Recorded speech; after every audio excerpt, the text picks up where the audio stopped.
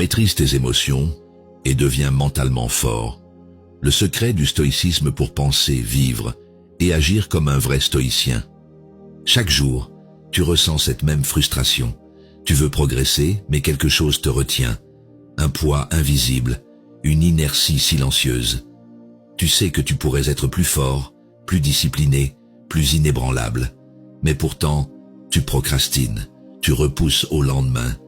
Et chaque soir, tu ressens ce même goût amer, celui du potentiel gâché. Pourquoi es-tu encore bloqué? Parce que tu laisses tes émotions dicter tes actions. Parce que tu crois que le moment idéal viendra, que la motivation finira par te sauver. Mais la vérité, c'est que personne ne viendra te tirer de cet état. Tu es ton propre obstacle. Et tu es aussi ta seule solution. Marc Aurèle disait « Cesse de te comporter comme si tu avais des milliers d'années devant toi. La mort te guette.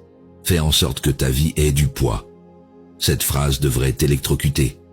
Parce que chaque seconde que tu passes à douter, à remettre à plus tard, est une seconde que tu voles à la personne que tu pourrais être. Tu ressens cette tension en toi. Tu sais que quelque chose doit changer. Mais la question est simple. Vas-tu continuer à te raconter des histoires ou vas-tu prendre une décision définitive? Dans cette vidéo, tu vas apprendre comment forger un mental d'acier, comment reprendre le contrôle de tes émotions, écraser tes doutes et devenir inébranlable.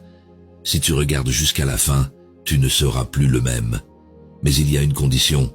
Tu dois être prêt à affronter tes propres illusions, à voir en face les vérités que tu refuses d'admettre, parce qu'après ça, tu ne pourras plus faire marche arrière. Alors si tu veux vraiment passer à l'action, commence maintenant. Like cette vidéo, c'est un engagement envers toi-même, une première preuve que tu refuses de rester le même. Abonne-toi, parce que sur cette chaîne, on ne se contente pas de parler, on transforme les mentalités. Active la cloche, parce que chaque vidéo sera un rappel, une nouvelle arme pour renforcer ton esprit. Et surtout, partage cette vidéo. Si quelqu'un autour de toi a besoin d'entendre ce message, ne le garde pas pour toi. Aide-le à sortir de sa propre inertie. Tu es prêt? Alors, reste concentré. Chaque mot de cette vidéo est une arme. Et aujourd'hui, tu vas t'en servir pour détruire la version faible de toi-même.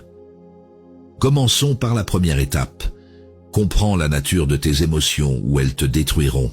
Tu te réveilles avec cette boule au ventre, ce sentiment diffus que quelque chose ne va pas. Tu avances dans ta journée comme si de rien n'était, mais au fond, une tension silencieuse t'accompagne. Pourquoi es-tu parfois en colère sans raison? Pourquoi la peur te paralyse alors que tu sais qu'elle est irrationnelle?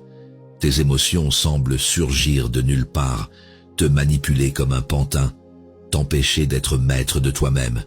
Mais si tu ne les comprends pas, elles te détruiront. La plupart des gens sont persuadés qu'ils contrôlent leurs émotions. Ils pensent que leur tristesse, leur frustration, leur rage viennent des autres, des événements extérieurs. Mais ils se trompent. Le problème n'est pas ce qui t'arrive, c'est la façon dont tu l'interprètes. Et tant que tu ne l'as pas compris, tu seras toujours l'esclave de ce que tu ressens. Regarde autour de toi.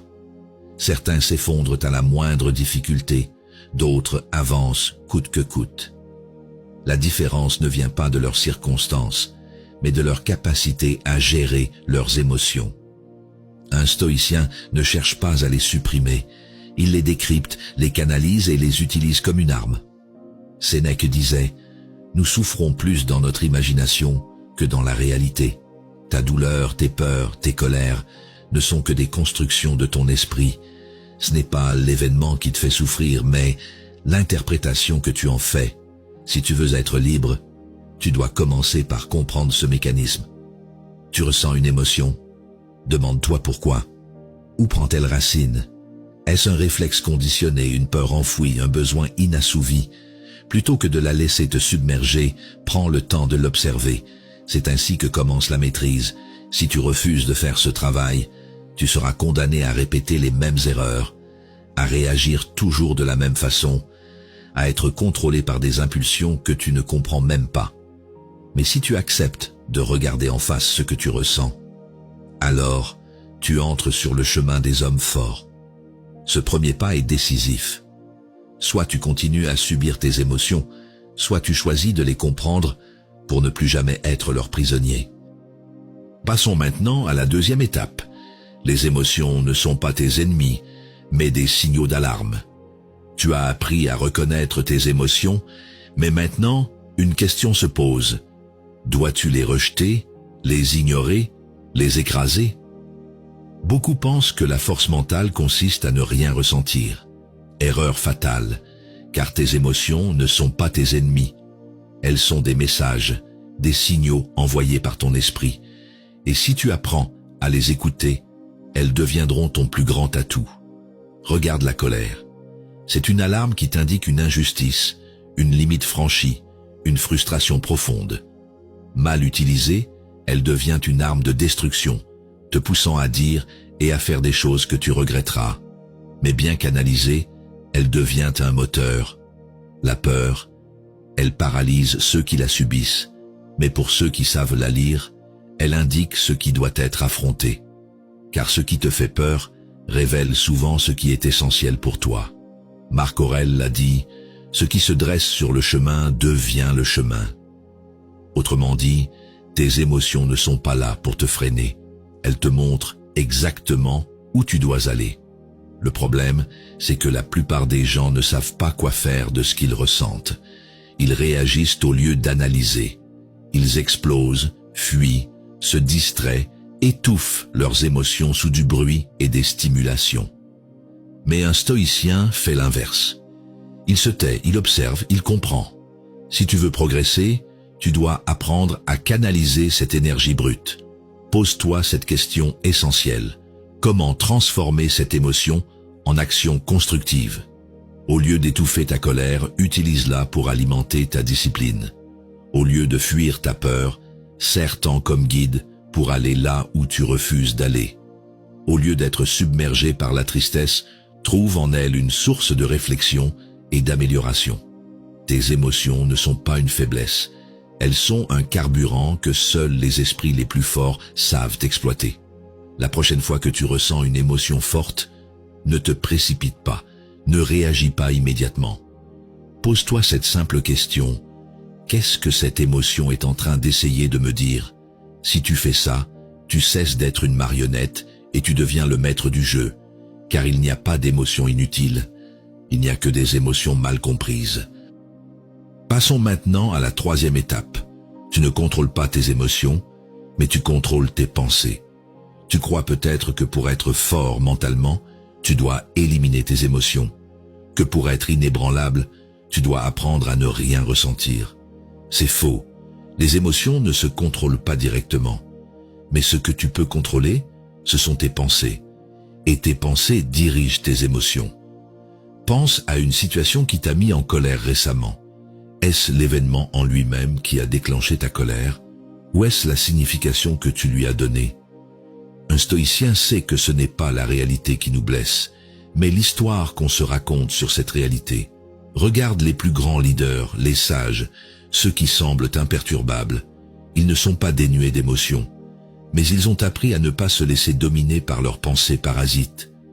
Épictète disait, « Ce qui trouble les hommes, ce ne sont pas les choses, mais les jugements qu'ils portent sur elles. Cela signifie que ce qui t'arrive n'a pas de pouvoir sur toi. C'est ton interprétation qui crée ta souffrance. Tu veux un exemple? Imagine que tu envoies un message à quelqu'un et qu'il ne te répond pas. Tu peux penser qu'il t'ignore, que tu n'as pas d'importance, et te laisser submerger par l'anxiété. Ou bien tu peux considérer qu'il est occupé, que ça n'a rien à voir avec toi, et passer à autre chose. Même événement, deux réactions opposées, deux réalités différentes. Tu ne peux pas empêcher une émotion de naître, mais tu peux choisir quelle pensée lui donner à manger.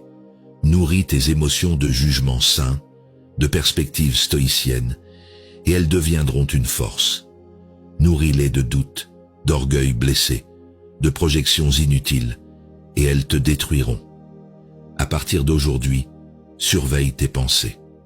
À chaque fois qu'une émotion négative surgit, demande-toi quelle pensée est en train de nourrir cette émotion. Ensuite, demande-toi Y a-t-il une autre manière de voir cette situation? Ce simple exercice te sauvera des heures de frustration, de colère et de tristesse inutile. Un stoïcien ne laisse pas ses pensées le trahir. Il les façonne, il les ajuste, et grâce à elles, il contrôle ce qu'il ressent. Passons maintenant à la 4e étape. La discipline émotionnelle, le pilier de la force mentale. Tu connais ces jours où tes émotions te dictent ta conduite. Un commentaire négatif t'affecte plus que prévu. Une petite contrariété te fait perdre patience. Et au final, tu passes ta journée à réagir au lieu d'agir. Si tu veux devenir mentalement fort, tu dois imposer une discipline à tes émotions, car ceux qui les laissent les gouverner finissent toujours par échouer. Les stoïciens ne cherchaient pas à supprimer leurs émotions. Ils cherchaient à ne jamais leur obéir aveuglément, car un esprit esclave de ses réactions n'a plus aucun contrôle sur sa propre vie. Il est ballotté par le chaos extérieur, incapable de choisir sa direction. Regarde autour de toi. Les personnes les plus accomplies ne sont pas celles qui ressentent le moins, mais celles qui refusent d'être contrôlées par leurs émotions. Elles ne se laissent pas emporter par la colère, la peur ou la tristesse. Elles décident consciemment de la manière dont elles réagissent. Marc Aurèle disait « Tu as du pouvoir sur ton esprit, pas sur les événements extérieurs. Réalise cela et tu trouveras la force. » Si tu comprends cette vérité, alors tu comprends que c'est ta perception, ton interprétation et ta réaction qui déterminent ton bien-être. La discipline émotionnelle, c'est refuser de céder à l'impulsivité. C'est savoir prendre une pause avant de répondre. C'est choisir le silence au lieu de la colère. Ce n'est pas une absence d'émotion, c'est un entraînement constant pour ne jamais être dominé par elle. À partir d'aujourd'hui, entraîne-toi à ne pas réagir immédiatement. Lorsqu'une émotion surgit, respire, observe-la, analyse-la avant de lui donner un pouvoir qu'elle ne mérite pas. Le simple fait d'attendre quelques secondes avant d'agir change tout. Un homme discipliné émotionnellement est un homme inébranlable. Il ne se laisse pas perturber par le bruit du monde, car il a appris à imposer l'ordre en lui-même. La maîtrise de tes émotions commence par la discipline que tu leur imposes. Si tu refuses de t'entraîner à cet exercice, alors attends-toi à être contrôlé toute ta vie par des impulsions qui ne sont pas les tiennes. Passons maintenant à la 5e étape, le détachement stoïcien, ou comment ne plus être affecté par les autres. Trop souvent, tu te soucies de ce que pensent les autres, tu cherches leur approbation, tu veux être aimé, accepté, compris. Mais en agissant ainsi, tu leur donnes le pouvoir de contrôler ton état émotionnel. Et tant que tu dépendras du regard extérieur, tu seras condamné à l'instabilité. Le stoïcisme t'enseigne une vérité brutale, mais libératrice. Personne ne te doit rien. Pas d'attention, pas de reconnaissance, pas de respect. Plus tôt tu acceptes cela, plus vite tu te libères de l'attente et de la frustration. Sénèque disait « Celui qui est esclave de son image est condamné à la servitude ». Si tu cherches constamment à plaire, alors tu vis selon les critères des autres, pas selon les tiens. Le détachement ne signifie pas être insensible. Cela signifie que tu cesses de donner un pouvoir excessif aux opinions extérieures. Un stoïcien ne méprise pas les autres, mais il ne leur accorde pas un poids démesuré. Il agit en fonction de ses valeurs, non pour satisfaire des attentes extérieures. Imagine un instant ne plus être affecté par une critique, ne plus ressentir d'anxiété à l'idée d'être jugé, ne plus te soucier de ce que pensent les autres. Qui pourrais-tu devenir si plus rien ne pouvait t'atteindre émotionnellement? Applique cette règle simple. Chaque fois que tu es affecté par le regard des autres, demande-toi « En quoi leur opinion change-t-elle réellement ma vie ?» Si la réponse est « en rien », alors cette pensée n'a aucun intérêt, ignore-la. Ne laisse jamais quelqu'un qui ne vit pas ta vie dicter ce que tu dois ressentir. Les jugements extérieurs ne reflètent jamais ta réalité. Ils sont biaisés, basés sur des perceptions superficielles et influencés par leurs propres insécurités. Si tu bases ta valeur sur le regard d'autrui, tu seras condamné à une quête éternelle d'approbation. À partir d'aujourd'hui, fais de ton regard intérieur ta seule boussole. Plus tu renforces cette habitude, plus tu deviendras libre. Et quand tu es libre du jugement des autres, tu deviens une force impossible à arrêter. Passons maintenant à la 6e étape. Les événements ne te contrôlent pas, seule ta réaction compte. Tu crois peut-être que ce sont les événements extérieurs qui dictent ton bonheur ou ta souffrance. Mais la vérité, c'est que rien de ce qui t'arrive n'a de pouvoir sur toi. Sauf si tu lui en donnes. Regarde 2 personnes traversant la même épreuve. L'une s'effondre, l'autre se renforce. Ce n'est pas la situation qui a changé, c'est leur perception. Un stoïcien sait que les circonstances sont neutres. C'est l'interprétation qu'on leur donne qui définit leur impact. Épictète disait « Ce n'est pas ce qui t'arrive qui te blesse, mais la manière dont tu y réagis. » Si tu prends cette phrase au sérieux, tu réalises que plus rien ne peut te détruire, à moins que tu ne le décides toi-même. Quand un obstacle surgit, tu as 2 options, le voir comme une injustice ou le voir comme une opportunité de devenir plus fort. Là où les autres se plaignent, toi tu avances. Là où ils abandonnent, toi tu utilises l'épreuve comme un entraînement mental. Pense au moment de ta vie où tu as souffert.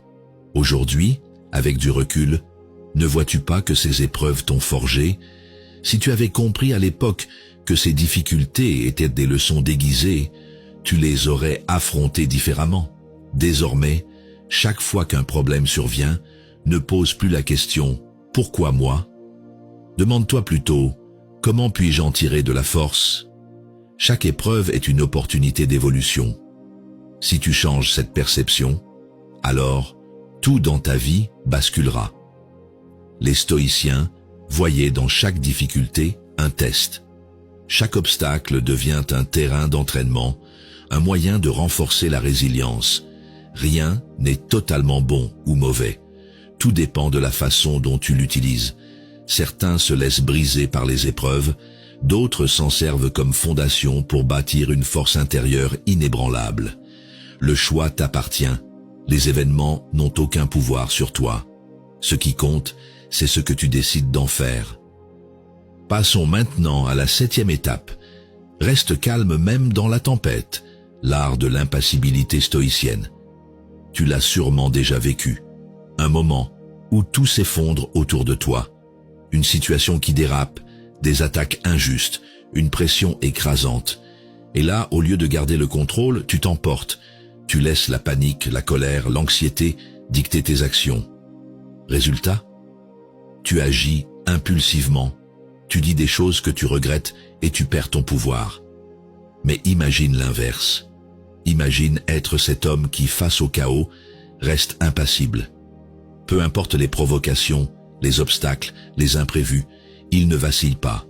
Il observe, il réfléchit, puis il agit avec maîtrise. C'est cela, l'impassibilité stoïcienne. Marc Aurèle l'a résumé en une phrase. « Reste droit et ne tourne pas, même si la tempête gronde autour de toi. » La véritable force ne réside pas dans la puissance brute, mais dans l'aptitude à ne pas être déstabilisé. Celui qui ne perd jamais son sang-froid détient un avantage absolu sur ceux qui se laissent emporter par leurs émotions. Regarde les plus grands stratèges, les leaders, ceux qui inspirent le respect. Pourquoi imposent-ils naturellement leur autorité? Parce qu'ils ne réagissent pas dans la précipitation. Ils absorbent l'information, prennent du recul, puis choisissent la réponse la plus efficace. La plupart des gens sont esclaves de leurs émotions. Une critique, et ils explosent. Une contrariété, et ils s'effondrent. Mais un stoïcien sait que les émotions ne sont pas une excuse pour perdre le contrôle. À partir d'aujourd'hui, entraîne-toi à ne jamais réagir immédiatement. Face à une attaque, un reproche, une injustice, impose-toi une pause. Respire, observe. Pose-toi cette question. Quelle réponse servira mes intérêts à long terme? La maîtrise de soi est un entraînement quotidien. Celui qui sait garder son calme dans la tempête domine ceux qui se laissent emporter par les vagues.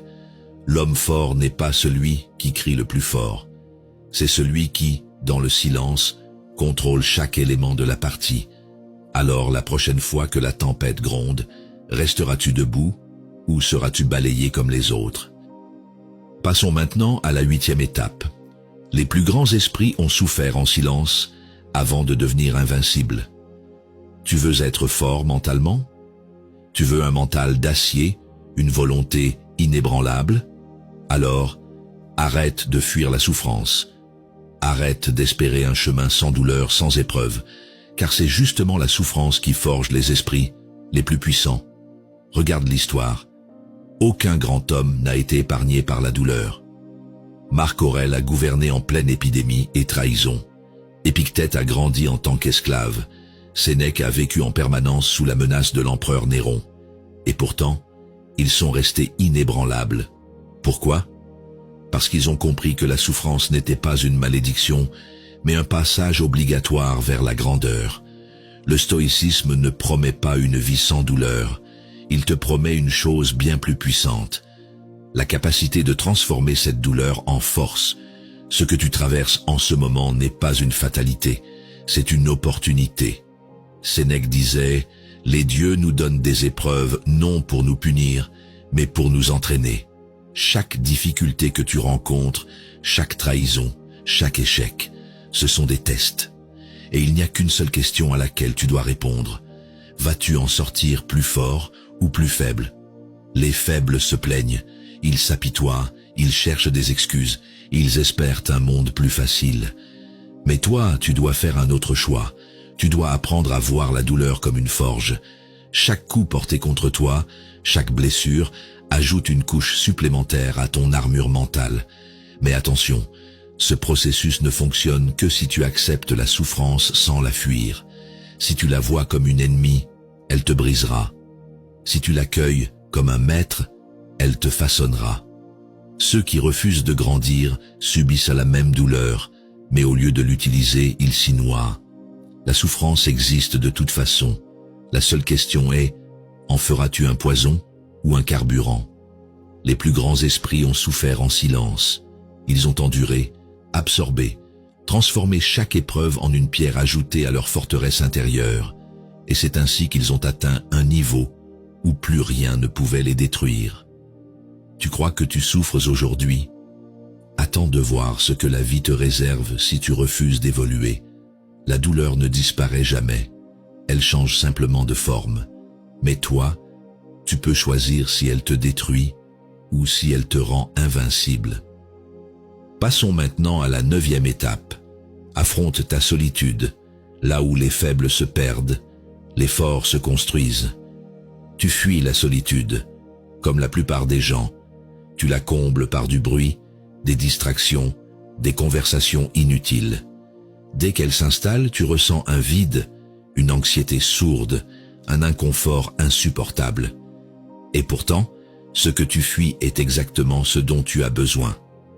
Regarde les hommes les plus forts de l'histoire. Ils ont tous appris à embrasser la solitude. C'est dans cet espace silencieux qu'ils ont forgé leur caractère, affûté leur esprit, bâti leur vision. Les faibles se noient dans l'agitation du monde. Les forts se retirent pour mieux revenir.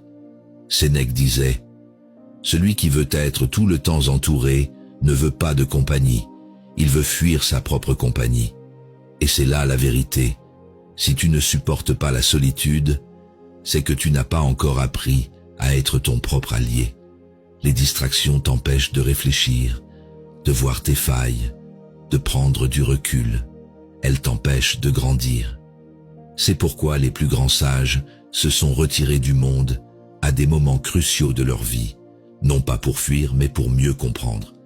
Il ne s'agit pas de s'isoler du monde en permanence, mais de s'accorder des moments où plus rien n'existe à part toi et ton esprit.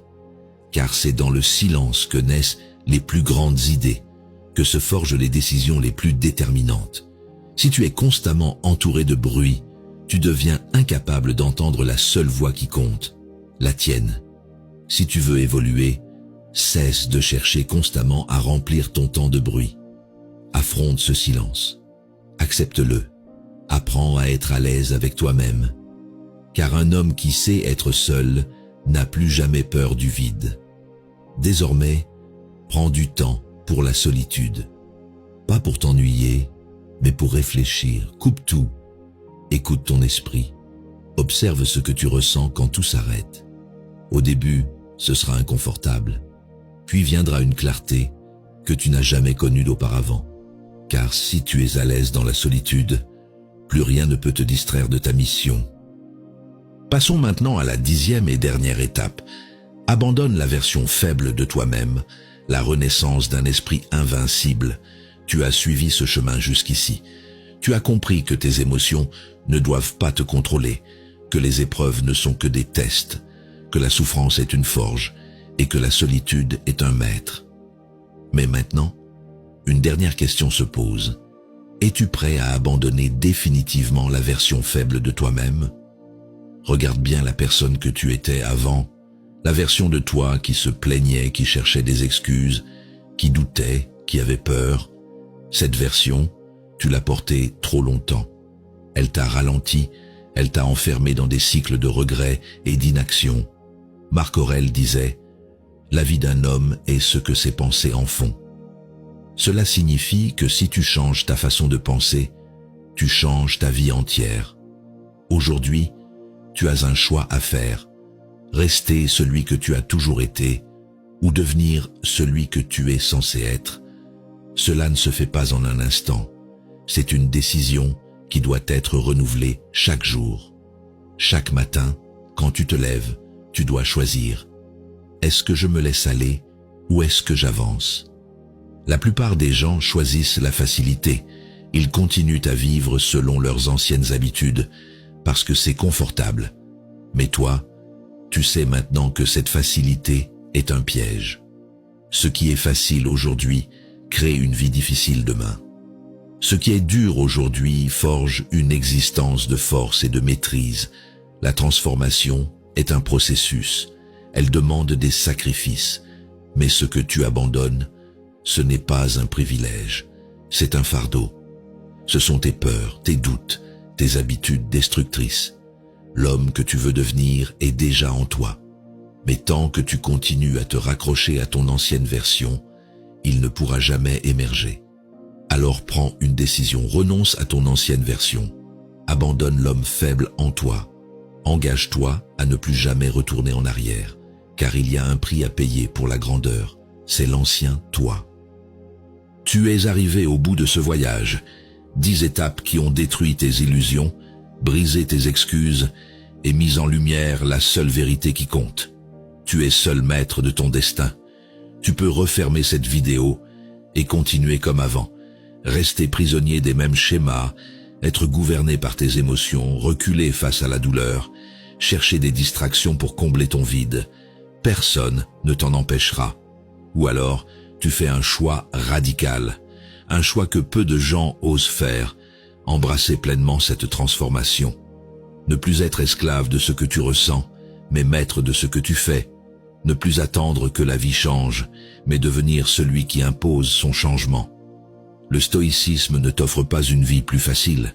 Il t'offre une force intérieure qui te permet d'affronter n'importe quelle épreuve sans jamais vaciller. Il ne te promet pas l'absence de douleur. Il te promet la capacité de l'utiliser comme un levier pour devenir invincible. Tu es désormais face à un point de non-retour. L'homme que tu étais avant cette vidéo ne peut plus exister. Chaque phrase que tu as entendue a laissé une marque, et cette marque te suivra, quoi que tu fasses. Alors maintenant, pose-toi la seule question qui compte. Vas-tu laisser cette version plus forte de toi-même s'exprimer, ou vas-tu continuer à étouffer ton potentiel sous le poids de tes peurs? Si tu choisis la première option, prends un engagement maintenant. Commente en dessous, je reprends le contrôle. Fais savoir à ton esprit que tu ne toléreras plus la faiblesse, que tu ne laisseras plus la version inférieure de toi-même dicter ta vie. Et surtout, ne fais pas cette transformation seule. Abonne-toi, active la cloche. Chaque vidéo sera un rappel, une nouvelle leçon, une arme supplémentaire pour te forger un mental inébranlable. Si tu veux avancer, tu dois être entouré des bons principes et des bonnes idées, car ce voyage ne fait que commencer.